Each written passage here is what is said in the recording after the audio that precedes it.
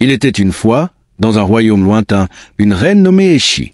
Cette reine, elle adorait chier au bord de la rivière. C'était son spot préféré, genre son havre de paix. L'eau était calme, l'air frais, et le bruit de l'eau qui coulait, pfiou, ça la relaxait à fond. Elle y allait pour réfléchir, se détendre et juste être seule. Mais ce jour-là, les amis, c'était pas un jour comme les autres. Eshi, elle était enceinte, très enceinte, genre 9 mois, le bébé pouvait arriver à tout moment. Elle était là, assise près de la rivière, en mode zen. Quand BAM, une douleur atroce lui traverse le ventre. Son cœur fait un salto arrière, elle se tient le bide et hurle. Oh non, le bébé arrive. Elle crie à l'aide, mais y a personne. Nada. Elle est toute seule. La douleur devient insupportable, elle s'effondre au sol, en pleurs, en gémissant. Et là, au bord de cette rivière, toute seule, la reine Eshi accouche. Oui, toute seule. C'était la chose la plus dure qu'elle n'ait jamais faite. La douleur, inimaginable. Mais elle y arrive. Enfin, le bébé sort. Elle reprend son souffle, épuisée mais soulagée. Elle baisse les yeux pour voir son enfant, prête à ressentir cet amour de ouf. Mais là, freeze. Ses yeux s'écarquillent, sa bouche s'ouvre en grand. Le bébé, il est blanc. Pas juste clair, pas pâle, mais blanc comme la neige. Eshi bugué total. Elle est à la peau sombre, le roi aussi. Alors comment c'est possible? Elle murmure, paniquée. Comment ça se fait? La peur de l'envahit. Le roi, un mec fier, arrogant et colérique, ne croira jamais que ce bébé est le sien. Il va penser qu'elle a trompé. Et un roi comme lui, il pourrait la punir? Ou pire, les larmes coulent sur ses joues alors qu'elle serre le bébé contre elle. Qu'est-ce que je vais faire? Elle tremble, son cœur est lourd. Le roi Uju, c'est pas le genre à rigoler. Tout le monde le craint, même elle, sa femme. Si elle ramène ce bébé au palais, il ne l'acceptera jamais. Pire, il pourrait le rejeter, ou pire encore. Alors, avec le cœur brisé, elle prend une décision terrible. Elle enveloppe le bébé dans un tissu doux, marche jusqu'au bord de la rivière et le pose doucement dans l'eau. La rivière, calme, emporte le bébé au loin. « Je suis désolée, tellement désolée », murmure-t-elle, les larmes ruisselant sur son visage. Muse regarde le bébé s'éloigner, mais elle n'a pas le temps de s'attarder. Elle doit agir vite. Pas question de rentrer au palais sans bébé après une grossesse aussi visible. Alors, elle essuie ses larmes et file en mode ninja jusqu'à un orphelinat à l'autre bout du royaume. Là, une vieille dame l'accueille. Eshi la supplie. « S'il vous plaît, donnez-moi un bébé. Je paie ce que vous voulez, mais jurez de ne jamais dire que j'étais là. » La vieille dame, avec un regard doux, lui tend un bébé garçon. Il est en bonne santé, à la peau sombre, parfait. Eshi le serre contre elle, soulagé, remercie la dame et lui fait jurer de se taire. De retour au palais, c'est la fête totale. Les serviteurs applaudissent, le peuple chante, le roi Uju bombe le torse, super fier. Ils appellent le bébé Arens. Tout le monde est heureux, sauf Eshi. Elle sourit pour la foule, joue la maman parfaite, mais à l'intérieur, son cœur est en miettes. Elle n'arrête pas de penser au bébé qu'elle a abandonné dans la rivière. Son secret est en sécurité, pour l'instant. Mais on le sait tous, les amis, un secret, ça finit toujours par remonter à la surface. Clin d'œil. Pendant ce temps, le bébé flotte abandonné sur la rivière. Il pleure, son petit cri rempli de tristesse. Sa mère est déjà loin. L'eau commence à l'engloutir, ses petits bras s'agitent, quand soudain, boum, une silhouette apparaît dans l'eau. C'est une sirène, la reine Marie, la bosse des mers, sage et puissante. Elle voit le bébé couler et fonce le sauver. Sa queue brillante scintille alors qu'elle nage à toute vitesse. Elle le soulève juste à temps. « Qui pourrait abandonner un si beau bébé ?» s'exclame-t-elle, cherchant la mère du regard. Mais y a personne. Le bébé continue de pleurer dans ses bras. Marie soupire. « Puisque personne ne te réclame, tu viens avec moi. » Elle le serre et nage vers son royaume sous-marin. Mais problème, dès qu'il plonge, le bébé s'étouffe. Marie panique. « Oh non, les humains ne respirent pas sous l'eau. » Vite, elle l'embrasse doucement sur le front. Magie activée.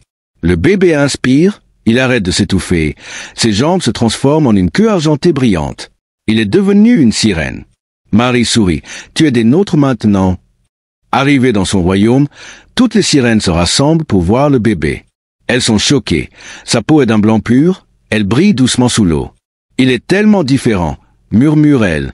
Marie le serre contre elle et annonce. « Il s'appellera le prince Kalou. » Tout le monde approuve et le nom se propage comme une traînée de poudre. Kallo devient un membre de la famille. La fille de Marie, la princesse Deka, une fille super gentille et joueuse, craque direct pour Kallo. Elle le traite comme son petit frère, toujours à ses côtés pour jouer et le protéger. Et là, les amis, un truc bizarre se passe. Le royaume des sirènes commence à changer. Les coraux, qui étaient ternes, deviennent ultra colorés. Les plantes poussent plus haut, l'eau scintillante comme jamais. Tout le royaume est vibrant d'énergie. Les sirènes s'étonnent. C'est à cause de Kallo. C'est spécial. En grandissant, Kallo épate tout le monde. Il apprend vite, il est curieux, et en un rien de temps, il devient le meilleur combattant du royaume. Il nage comme l'éclair, il parle leur langue, et il est prêt à défendre les siens. Les sirènes l'adorent, c'est un vrai prince. Même s'il est le seul garçon, il est leur héros, leur espoir. Deka et lui sont inséparables, comme frères et sœurs. Musique épique, mais pendant ce temps, sur Terre, les choses vont se compliquer. 15 ans plus tard, au palais, tout semble parfait.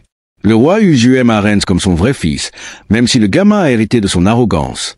Eshi, elle, vit avec son secret, toujours hantée par le bébé de la rivière. Mais un soir, elle voit le roi, seul, l'air grave. Elle s'approche. « Mon roi, pourquoi s'est-elle troublé? Un enfant ne suffit-il pas ?» Le roi la fixe, glacial. « Un enfant suffit, mais j'attends quelqu'un. » Eshi envoya son cœur s'arrêter. « Qui attendez-vous » demande-t-elle, prudente. Le roi fronce les sourcils. Ce n'est pas à une femme de poser ce genre de questions. Eshi baisse la tête, mais intérieurement, elle panique. Et s'il parlait du bébé que j'ai abandonné? La peur de la ronge. Pendant ce temps, le roi, lui, est obsédé. Il lit de vieux parchemins sur l'histoire du royaume. Ces textes parlent d'un enfant spécial, né tous les 200 ans, à la peau blanche comme neige, un cadeau des dieux qui apporte prospérité et paix. Le dernier est apparu il y a 200 ans, et le roi est persuadé que cet enfant devrait être là, sous son règne. Mais il ne l'a pas vu. Il est furieux. Il convoque le grand prêtre, le mec le plus sage du royaume. Le prêtre allume des herbes, chante et entre en transe. Puis il parle. « Majesté, l'enfant est né. » Le roi s'énerve. « Quoi? Où est-il » Le prêtre baisse la voix. Les dieux disent qu'il vit, peut-être chez les sirènes. Le roi voit rouge. Les sirènes? Il ordonne une expédition à la rivière et fait enfermer Eshi dans les cachots, ainsi qu'Arens, sous le regard choqué du palais. Personne n'ose défier le roi. À la rivière, les recherches sont vaines. Le prêtre murmure. Il n'est pas mort, je sens son esprit. Il est avec les sirènes. Le roi, fou de rage, rédige une lettre exigeant que les sirènes lui rendent son fils dans les 3 jours, sinon c'est la guerre. Il l'envoie via un messager, qui jette la lettre dans la rivière après avoir joué un air de flûte. Sous l'eau, des sirènes trouvent la lettre et le présagent à la reine Marie. Elle la lit, et son visage s'assombrit. « Quel roi arrogant !» s'écrie-t-elle. « Il m'ose donner des ordres? Jamais je ne lui rendrai Kallo. » Elle déchire la lettre en 2. Mais ce qu'elle ignore, c'est que Kallo a tout vu. Il s'avance. « Mère, qui a envoyé ça ?» Marie soupire et explique tout. « Il y a 15 ans, je t'ai trouvé dans la rivière. Ce roi prétend être ton père. » Kallo est sous le choc. Pourquoi m'ont-ils abandonné? Marie le serre dans ses bras. « Je ne sais pas, mais ici, tu es aimé. Tu es mon fils. » Kallo, déterminé, déclare « Je reste ici. C'est ma maison. » Deka, qui a tout entendu, se jette sur lui. « T'es mon frère, personne ne te prendra. » Marie, émue mais inquiète, sait que le roi ne lâchera pas. Une tempête se prépare. Le 3e jour, l'affrontement est imminent. Le roi Uju, en armure, marche vers la rivière avec ses soldats. Marie émerge de l'eau, imposante. Le silence est pesant. Uju hurle « Rends-moi mon fils ou je détruis tout. » Marie, calme et ferme, rétorque « Tu parles de l'enfant que tu as abandonné? Sans moi, il serait mort. Tu ne mérites pas. » Le ton monte, et Marie propose un duel. « Réglons ça, juste toi et moi. » Les 2 dirigeants s'affrontent, épée en main. D'abord, Uju domine, mais Marie, boostée par la magie de Kallo, contre-attaque. Elle le met à terre, son épée sur sa gorge. Mais elle ne frappe pas. « Je ne suis pas venu tuer, » dit-elle. Furieux, Uju invoque une magie noire, devenant plus fort. Ils bénissent Marie, prêt à l'achever, quand une voix retenue. « Stop !» C'est Kallo. Il émerge, brillant, ses jambes humaines apparaissant. Ce combat s'arrête maintenant. Sa présence écrasante. Il fixe Uju. Je n'arrive pas à croire que tu es mon père. Heureusement, je n'ai pas grandi avec toi. Il dénonce l'orgueil du roi, prônant la simplicité des mots. Pardon, s'il vous plaît, merci. Uju, fou de rage, ordonne à ses hommes d'attaquer, mais ils se rebellent, posant leurs armes et s'inclinent devant Kallo. Mari, guéri par Kallo, domine Uju. À terre, blessé, il murmure « Je suis désolé ». Mari baisse son épée. « C'était si dur à dire ?» Uju, brisé, s'excuse publiquement. Kallo pardonne, mais insiste. La gentillesse, pas l'orgueil, fait un vrai leader. La paix s'installe. Eshi, libéré, s'effondre devant Kallo, implorant son pardon.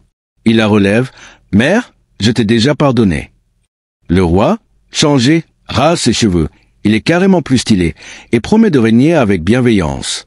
Arens reste dans la famille, devenant le frère de Kallo. Les deux royaumes, humains et sirènes, prospèrent en harmonie. Des années plus tard, Kallo devient roi, bannissant la magie noire. Son histoire devient une légende, celle d'un garçon de la rivière qui a uni deux mondes. Musique inspirante, les amis. Cette histoire nous montre que l'orgueil mène à la chute, mais des mots simples comme « pardon, s'il vous plaît » et « merci » peuvent tout changer. La vraie force, c'est l'humilité et la gentillesse. Alors, qu'en pensez-vous? Lâchez un like, partagez, commentez vos réactions et abonnez-vous pour plus d'histoires épiques.